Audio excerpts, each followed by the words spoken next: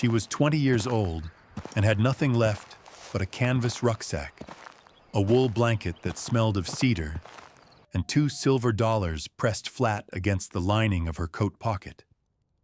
No family, no address, no plan that extended past the next meal. And with those $2, she bought a forgotten plantation house on the edge of the Shenandoah Valley that had not seen a living soul in 11 years.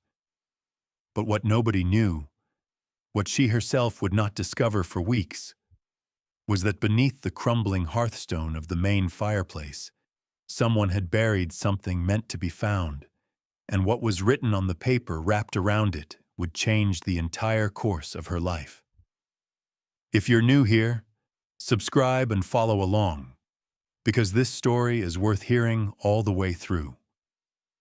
Her name was Eliza Kane, and she was born in the winter of 1851 in a narrow clapboard house on the outskirts of Charlottesville, Virginia, the third of 5 children and the only girl.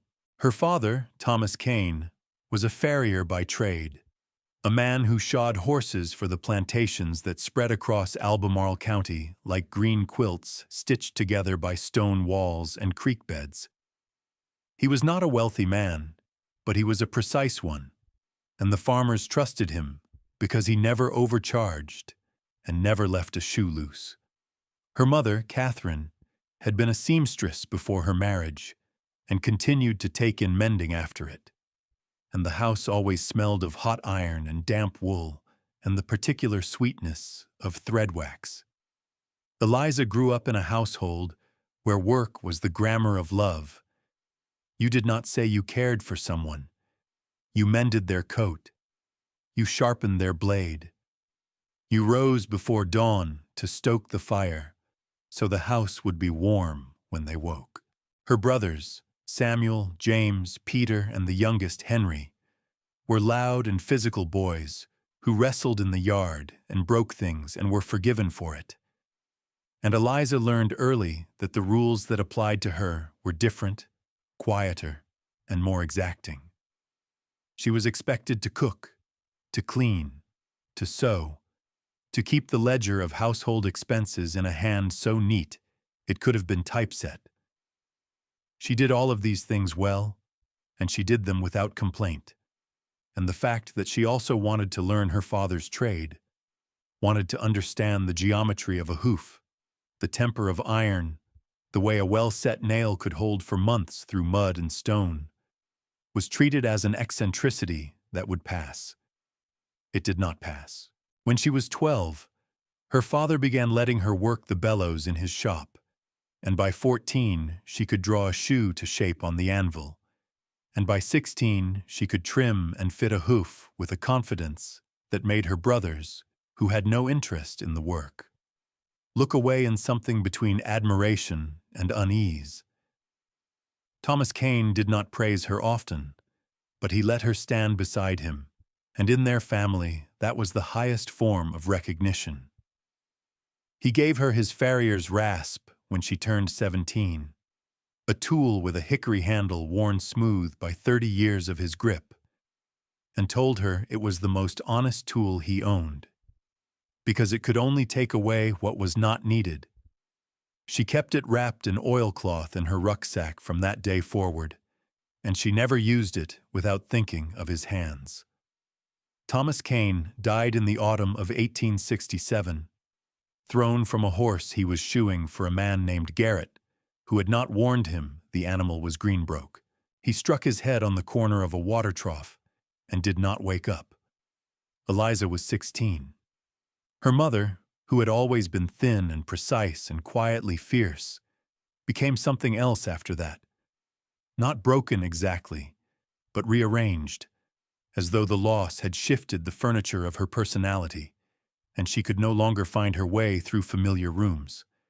Within a year, Catherine Kane married a man named Horace Pemberton, a dry goods merchant from Richmond, who had come to Charlottesville to open a store, and who saw in Catherine a woman who could keep his books and manage his household, and ask very little in return.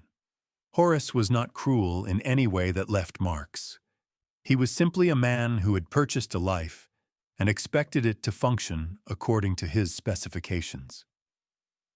He was 43, with a soft belly and hard opinions, and a way of speaking to Eliza's brothers that made them feel small, and a way of not speaking to Eliza at all that made her feel invisible.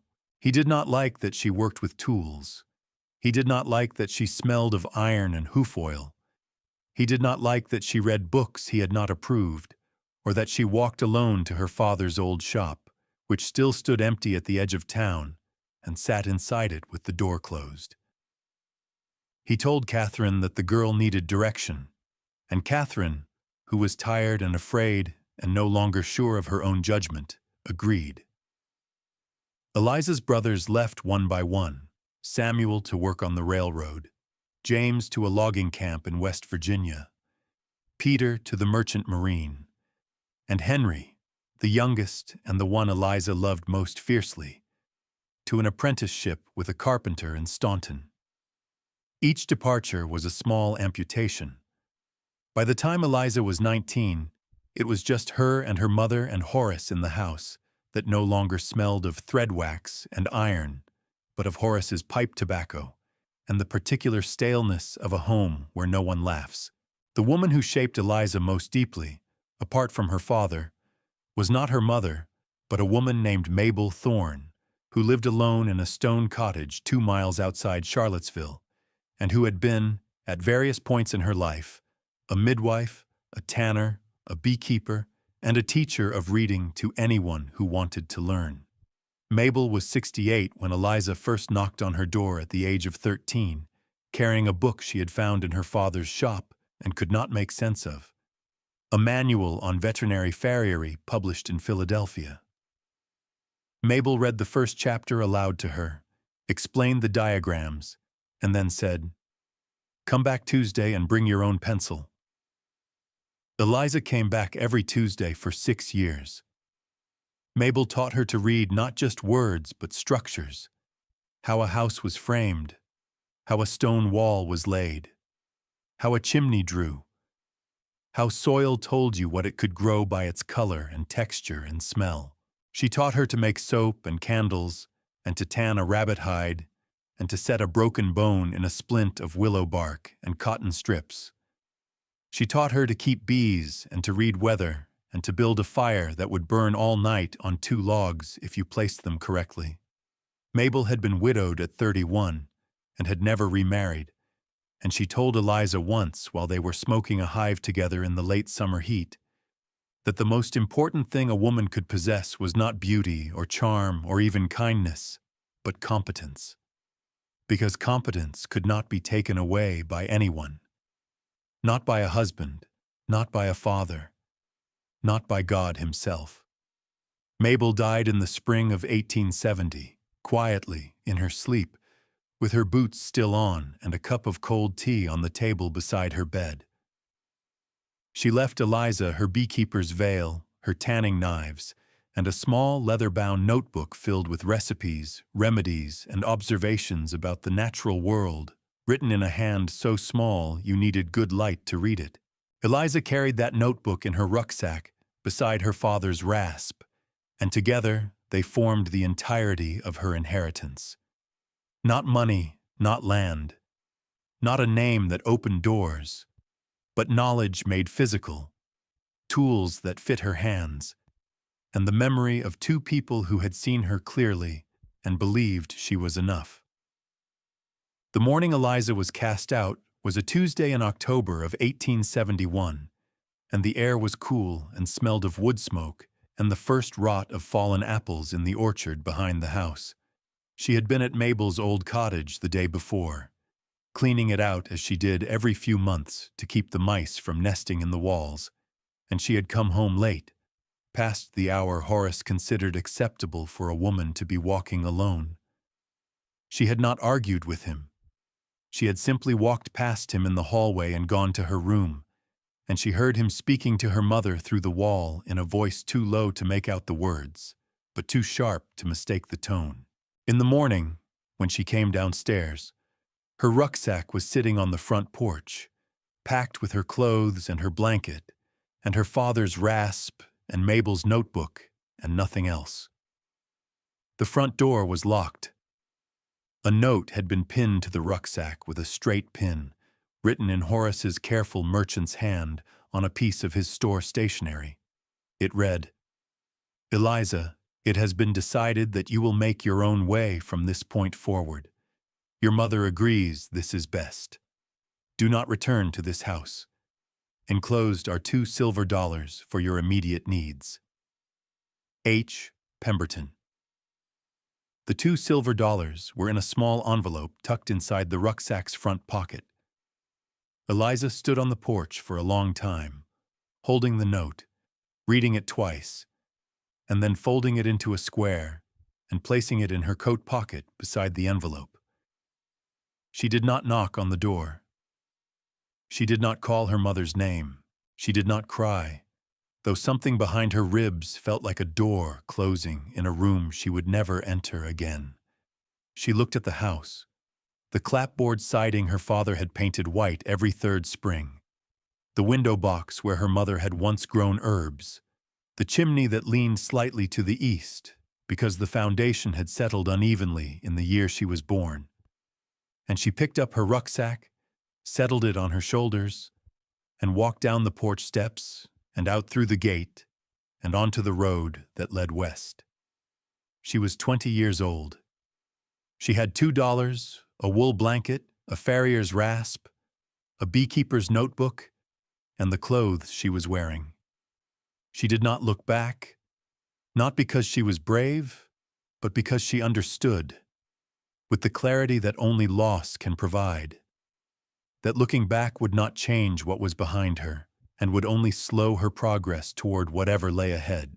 She walked west because the road went west, and because the mountains were there, and because she had read in Mabel's notebook, in an entry dated June of 1859, that the Shenandoah Valley was the most forgiving land in Virginia. Deep soil, clean water, mild winters by mountain standards, and a habit of absorbing people who had nowhere else to go. She walked for 3 days. The first night she slept in a hay barn beside the road outside Waynesboro, burrowed into loose hay with her blanket pulled over her head and the rucksack pressed against her chest, like a child holding a doll. The second night, she slept under a rock overhang above a creek whose name she did not know, and the water made a sound all night like someone turning pages in a book. And she lay awake listening to it and watching the stars through the gap in the trees above her and feeling, for the first time since her father died, something that was not grief or anger but a strange, clean emptiness, as though she had been scraped out like a gourd and was waiting to be filled with something new.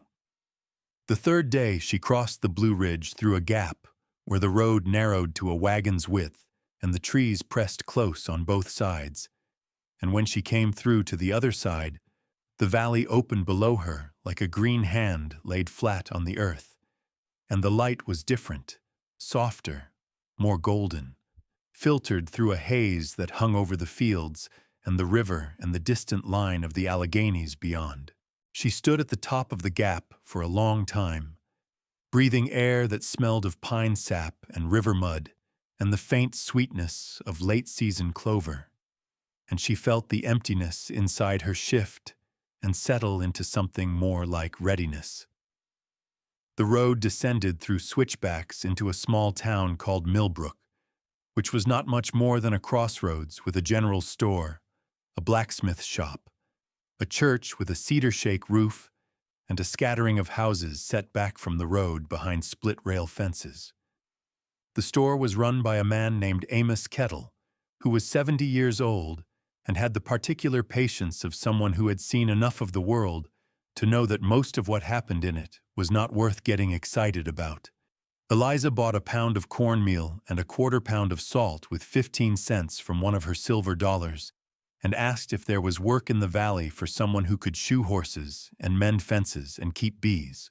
Amos Kettle looked at her for a long moment, at her boots, which were worn but well-oiled, and at her hands, which were calloused in the right places, and at her eyes, which were steady and did not look away. And he said, There might be. Depends on what you're willing to live in. She told him she was willing to live in anything that had a roof and 4 walls. And he nodded slowly and said there was a place up the valley, about 4 miles north along the creek road, that had been sitting empty since the war, and the county had been trying to sell it for years, and the last price he had heard was $2, which was not a price for a house but a price for the county to be rid of the paperwork. The place was called the Hargrove property, and it had been, before the war, a small plantation of about 40 acres that grew tobacco and corn and kept a modest orchard of apple and pear trees along the south-facing slope above the creek. The main house was not grand. It was no columned mansion of the kind that filled the imaginations of people who had never been to Virginia. But it was substantial, a 2-story structure built of local limestone and heavy oak timbers, with a central hall plan and 4 rooms on each floor and a detached kitchen connected to the main house by a covered breezeway. The roof was cedar shake, and fully 1/3 of it had collapsed on the east side, letting 11 years of rain and snow and leaf fall into the upper rooms, which had rotted the floorboards and brought down a section of the ceiling into what had once been a parlor. The windows were gone, not broken but removed, taken by scavengers who could sell the glass, and the openings gaped like empty eye sockets in the pale limestone walls. The front door hung from one hinge, and the porch had buckled where a locust tree had grown up through the boards, splitting them apart with the patient, irresistible force of a living thing that did not know it was destroying something. The stone foundation was sound. Eliza walked the entire perimeter, pressing her hand against the walls, feeling for cracks, for settling, for the telltale bulge that meant a wall was leaning and would eventually fall.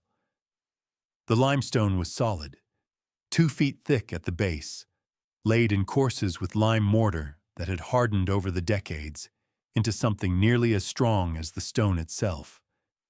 The chimney on the west end stood straight and true, a massive column of the same limestone, with a firebox wide enough to hold a 4-foot log and a hearthstone that was a single slab of blue-gray slate, cracked across one corner but otherwise intact. The east chimney had partially collapsed, and its stones lay in a heap inside what had been a bedroom.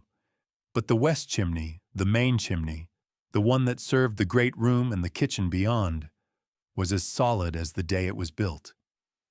Inside, the damage was worse than it appeared from outside, but it was damage of neglect, not of violence. The plaster walls had fallen away in sheets, exposing the lath beneath, which was hand-split oak and still sound where it had stayed dry. The staircase to the second floor was missing 4 treads, but the stringers were intact. Heavy oak planks notched into the wall, framing with mortise and tenon joints that had not moved in decades. The floors on the west side of the house, the dry side, sheltered by the intact portion of the roof, were dirty and stained but solid, wide planks of heart pine that had darkened to the color of molasses and still held their nails. The kitchen building was in better shape than the main house, being smaller and more tightly built, with a stone floor and a cooking fireplace with an iron crane still hanging in place, though the crane's hook was missing. The breezeway roof had fallen, but the posts still stood, and the framing could be rebuilt with straight poles and new shakes.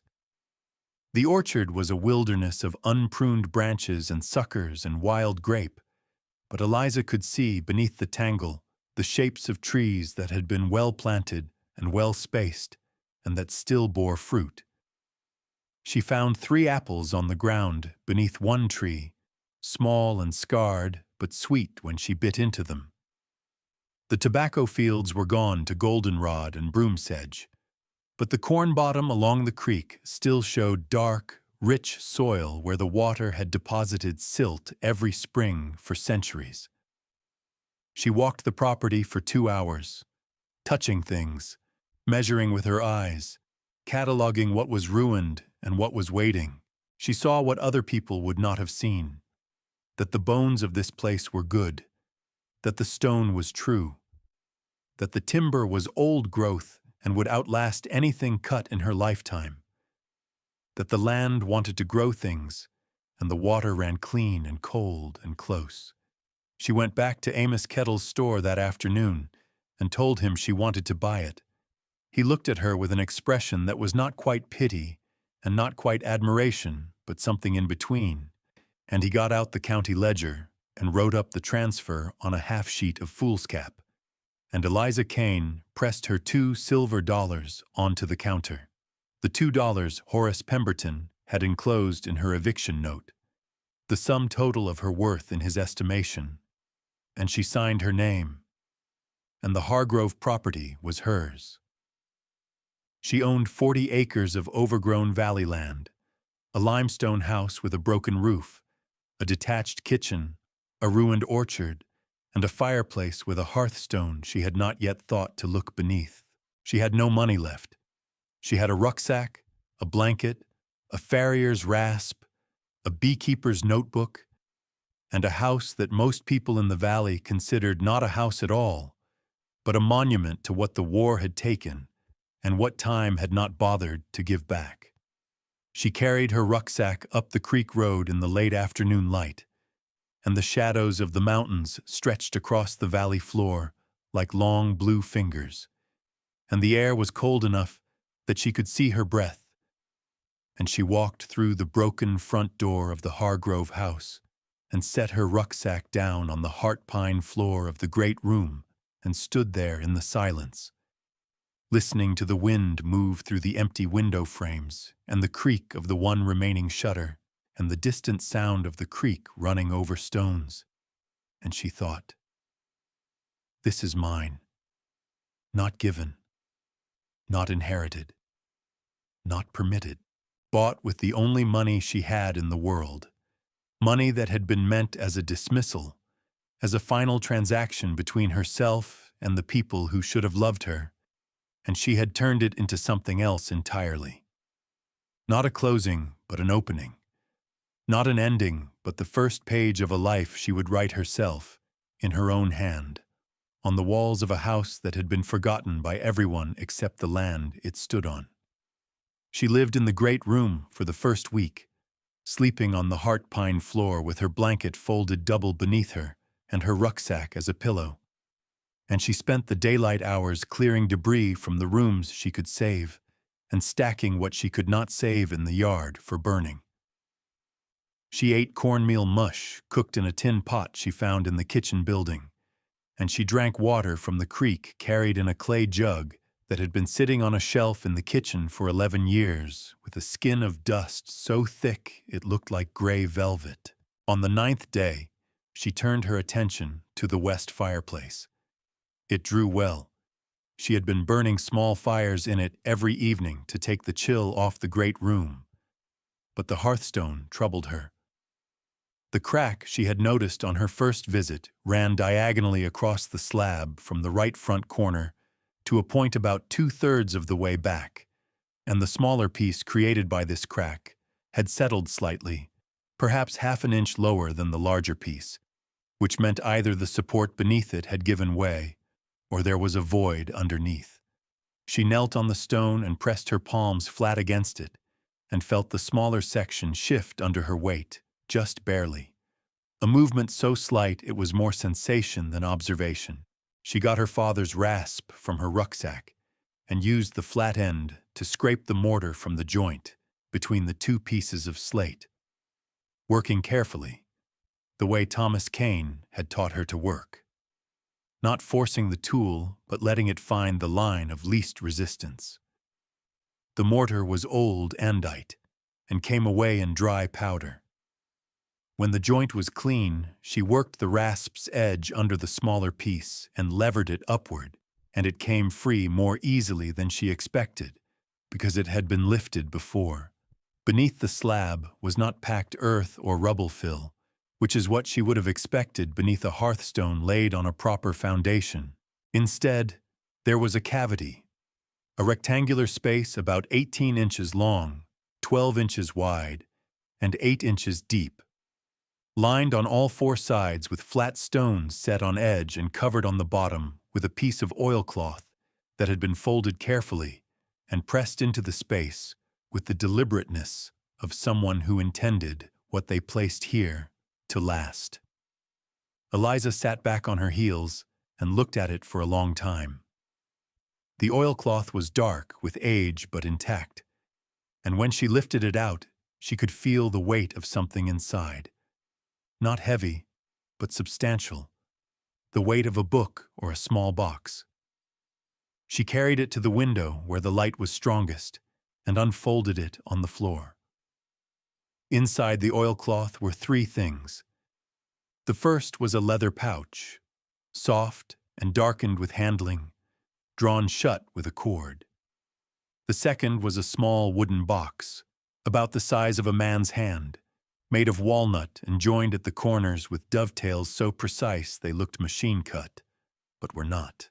The third was a letter, folded into thirds and sealed with a drop of candle wax that had yellowed, but not cracked.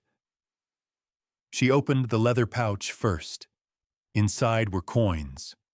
Not silver dollars, but gold pieces, double eagles, $20 gold coins with Liberty on one side and an eagle on the other. She counted them twice. There were 14. $280 in gold, which was more money than her father had earned in 2 years of shoeing horses. More money than Horace Pemberton kept in his store safe on any given Saturday. More money than Eliza had ever held in her hands or expected to hold. She set the coins on the oilcloth in 2 neat rows and opened the wooden box. Inside, resting on a piece of cotton batting that had yellowed to the color of old cream, was a woman's brooch, a small oval of carved ivory set in a silver frame, and the carving was a profile of a young woman with her hair swept up and a high collar at her throat, and the work was so fine that Eliza could see the individual strands of hair and the slight curve of the woman's smile. It was the kind of object that is not valuable by the standards of auction houses, but is priceless by the standards of the human heart. A thing made with love, carried with love, hidden with love.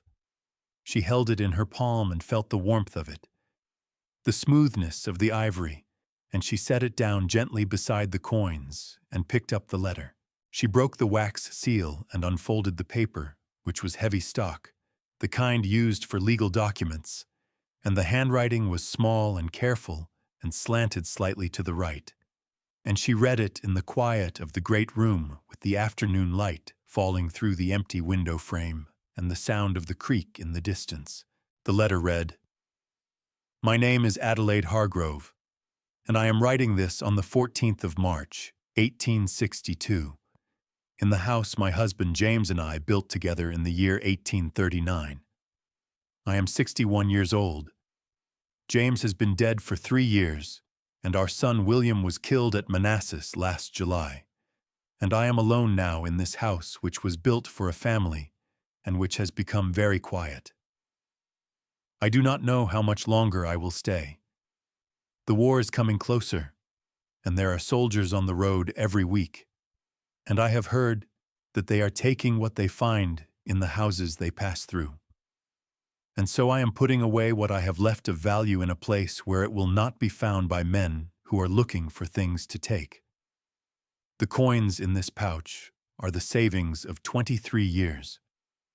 James and I put aside what we could, a little each season after the tobacco was sold and the debts were paid, and it was never much in any single year, but it accumulated the way water accumulates in a cistern, slowly and without drama, and it became something substantial. I had intended it for William. I had intended many things for William. The brooch was carved by James in the winter of 1840, the first winter after we were married, when the snow was deep and there was nothing to do but sit by this fire and work with his hands.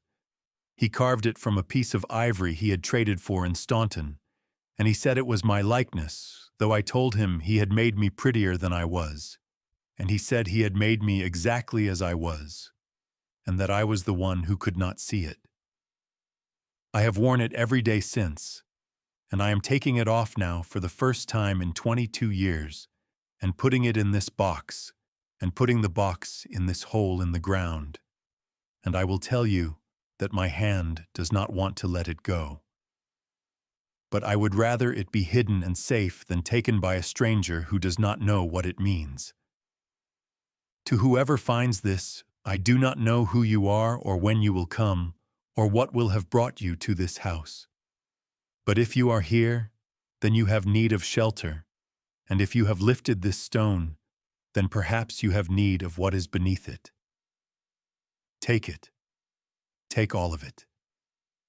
Use the money to mend what is broken, and plant what has gone fallow, and make this house a living place again. That is all I ask. That someone live here.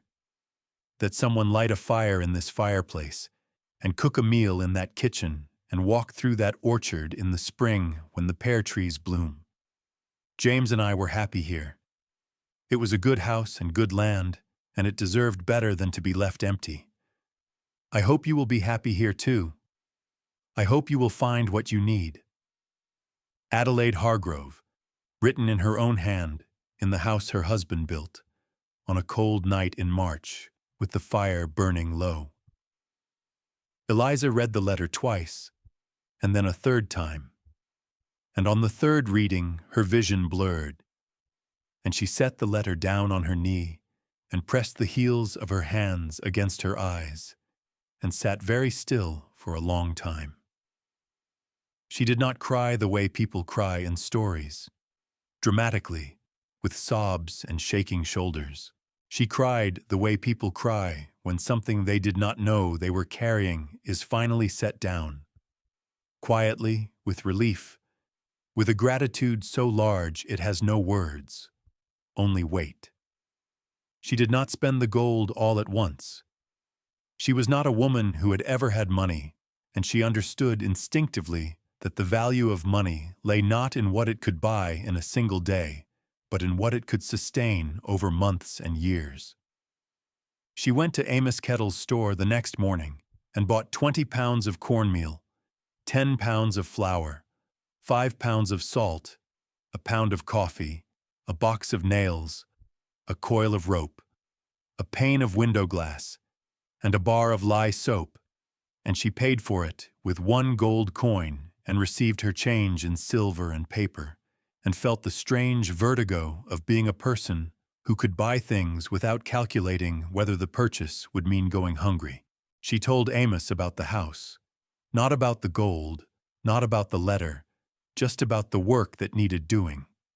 And he listened with his hands folded on the counter, and then said there was a man named Cyrus Bell who lived about 2 miles south of Millbrook, who had been a carpenter before the war, and who still did work when his back allowed it, and that she might talk to him about the roof. Cyrus Bell was 64 years old, with a white beard that he kept trimmed close to his jaw and hands that were enormous and gentle and scarred across every knuckle. He came to the Hargrove property on a Wednesday morning, walked through the house without speaking, climbed a ladder to the roof line, came back down, and said, "Cedar shake. I can get you cedar from the Dawson mill. Take about 400 board feet for the east side. I'll need a helper." She told him she would be the helper. He looked at her the way Amos Kettle had looked at her, that expression between pity and admiration. And then he nodded and said, "We start Monday." They started Monday. Cyrus showed her how to strip the old shakes, working from the ridge down, prying each one loose with a flat bar and letting it slide down the roof slope into a pile on the ground. He showed her how to lay new shakes in staggered courses with a 2-inch overlap, nailing each one with 2 galvanized nails set an inch from the edge, and how to cut the shakes at the ridge line so they interlocked like fingers and shed water in both directions.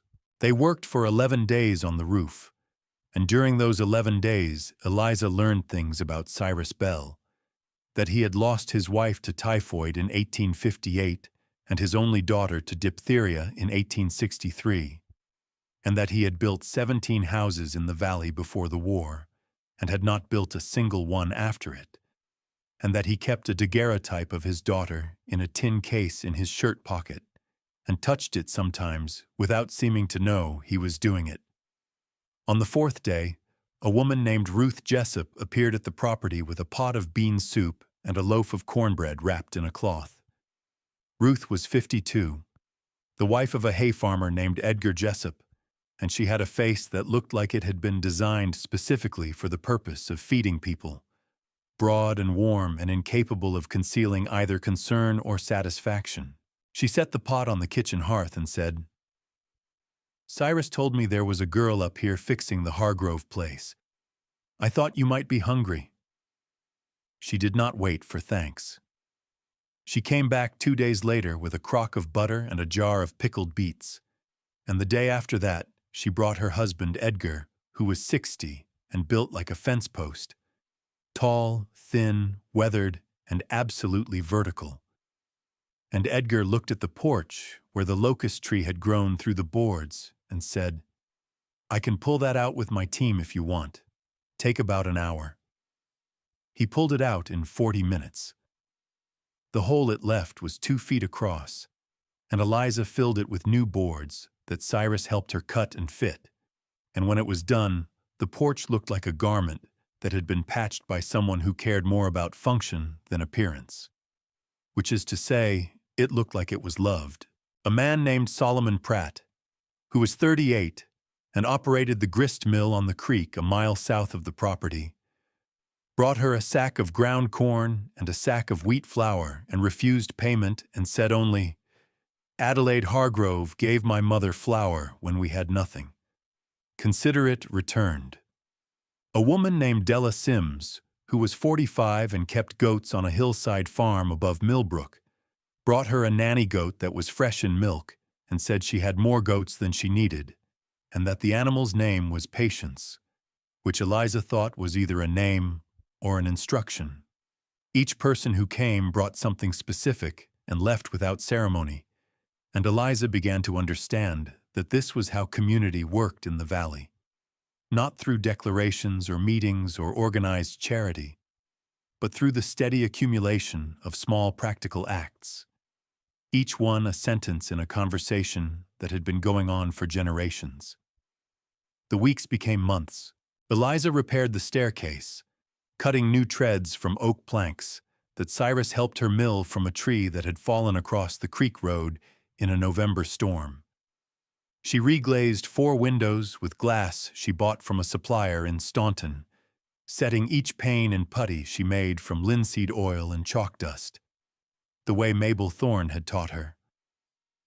She rebuilt the breezeway between the main house and the kitchen, setting new locust posts in holes she dug herself and framing the roof with poplar poles and covering it with shakes left over from the main roof repair. She cleaned the cooking fireplace and found the missing crane hook in a pile of debris in the corner of the kitchen, rusted but sound. And she heated it in a fire she built in the yard and hammered it straight on a flat stone and rehung it on the crane and boiled water on it that evening and drank tea made from dried mint she had found growing wild along the creek bank. She pruned the orchard over the course of 3 weeks in December, working methodically from tree to tree, cutting away dead wood and suckers and crossing branches with a saw she borrowed from Cyrus and her father's rasp, which she used to smooth the cuts so they would heal cleanly. She found 23 apple trees, 11 pear trees, and 4 cherry trees, and of these, 31 were alive and capable of bearing fruit, and she stood among them on a cold December afternoon with wood chips in her hair and sap on her hands, and felt the particular satisfaction of having revealed something beautiful that had been hidden beneath neglect. She cleared a 1/4 acre of the creek bottom and turned the soil with a mattock she bought in Staunton and planted winter rye as a cover crop. And in the spring, she would plant corn and beans and squash in the dark river-bottom soil that Adelaide Hargrove's letter had asked her to bring back to life. She set up 2 beehives in the orchard using boxes she built from scrap lumber and baited with honeycomb she found in a hollow sycamore along the creek. And she tended them wearing Mabel Thorne's veil, which still smelled faintly of smoke and lavender and the particular dusty sweetness of an old woman's house. By January, the house was weather-tight. By February, it was warm. By March, the pear trees were blooming, just as Adelaide had said they would, and the blossoms were white and fragile and so thick on the branches that from a distance the orchard looked like it was covered in snow, and Eliza stood on the porch she had repaired and looked at them and thought of a woman she had never met who had loved this place enough to write a letter to a stranger and ask them to make it live again. Spring came to the valley the way spring comes to mountain places. Not all at once, but in stages, like a person waking slowly from a long sleep. First, the creek rose with snowmelt and ran fast and brown and loud over the stones. Then the willows along the bank turned yellow-green at their tips. Then the redbuds bloomed on the hillsides, and the dogwoods and the wild azaleas in the understory of the woods above the orchard, and the air filled with the sound of returning birds and the smell of warming earth and the particular electric sweetness of a world that has been dormant and is no longer.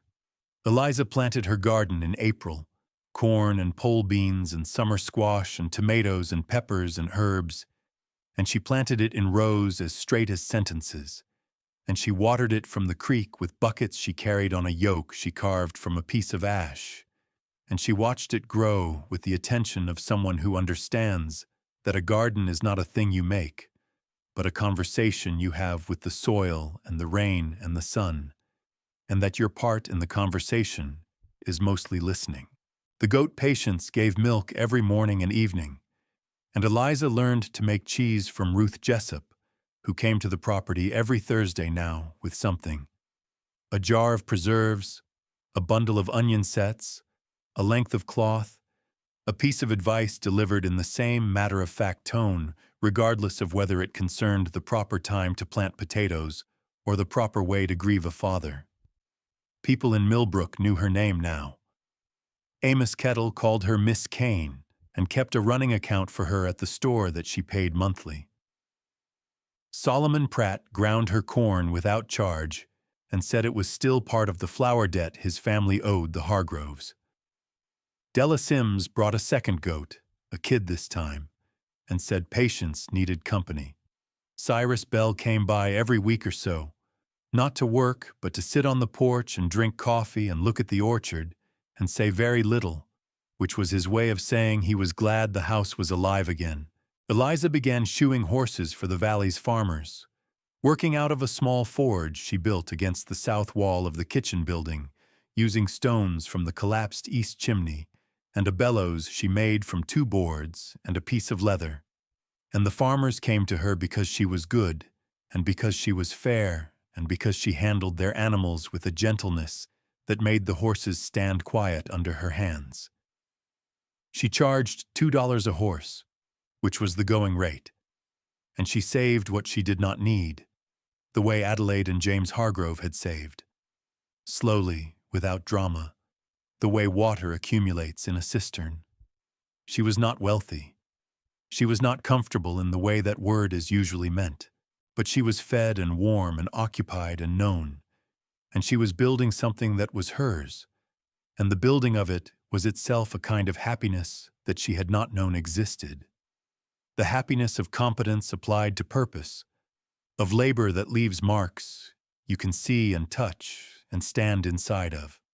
On an evening in late May, when the light lasted until nearly 8 o'clock and the air was warm and heavy with the smell of cut grass and honeysuckle, Eliza sat in the great room of the Hargrove house, her house now, in a chair that Cyrus Bell had made for her as a gift, a simple ladder-back chair with a woven hickory bark seat that was more comfortable than any chair she had ever sat in.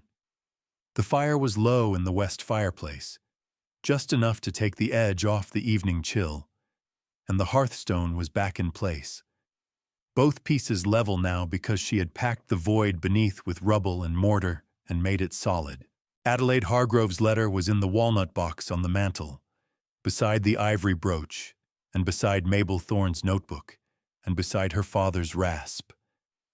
And these four objects sat together in a row like members of a family that had never met in life, but had found each other here, in this room, through the improbable arithmetic of loss and persistence and time. She thought about Adelaide, who had carved out a life in this valley with a husband who made beautiful things with his hands, and a son she would outlive, and a war that would take everything except the house and the land, and the hope she had buried beneath the hearthstone. She thought about Mabel Thorne, who had taught her that competence was the one thing no one could take away, and who had been right about that, as she had been right about nearly everything. She thought about her father, Thomas Kane, who had given her a rasp and told her it was the most honest tool he owned because it could only remove what was not needed, and she understood now that he had been talking about more than hooves. She thought about her mother, Catherine, who had been afraid and tired, and who had let Horace Pemberton make a decision that was not his to make. And she found that she could think about her mother without anger now, which was not the same as forgiveness, but was perhaps the road that led there. She did not think about Horace Pemberton at all. He was not worth the space he would have occupied in her mind, and she had learned, in these months of work and solitude and slow accumulation, that the mind, like a house, has a finite number of rooms, and you must choose carefully what you put in them. She looked at the fire, and she looked at the objects on the mantel, and she looked at the walls of the room, which she had replastered herself with a mixture of lime and sand and horsehair, and which were not smooth or perfect, but were solid and white and clean and hers. She listened to the sound of the creek through the open window, and the sound of Patience bleating softly in the barn she had built behind the kitchen, and the sound of the last birds settling into the orchard for the night. And she felt something she had not felt since she was a child, standing beside her father at his anvil. The feeling of being exactly where she was supposed to be, doing exactly what she was supposed to do in a place that knew her name. Eliza Kane was 20 years old when she was thrown out of her family's house with $2 silver and a note pinned to her rucksack. She had no home, no family, no money beyond those 2 coins, and no plan except to walk until she found a place that would have her. She spent those $2 on a forgotten plantation in a valley she had never seen. A house with a broken roof and empty windows, and a fireplace with a cracked hearthstone that hid the savings and the hopes of a woman who had been dead for nearly a decade. It was the best $2 she ever spent. If this story moved you, share it with someone who needs to hear it today, and ask yourself this: what forgotten place in your own life might be waiting for someone to lift the stone and find what was buried there all along?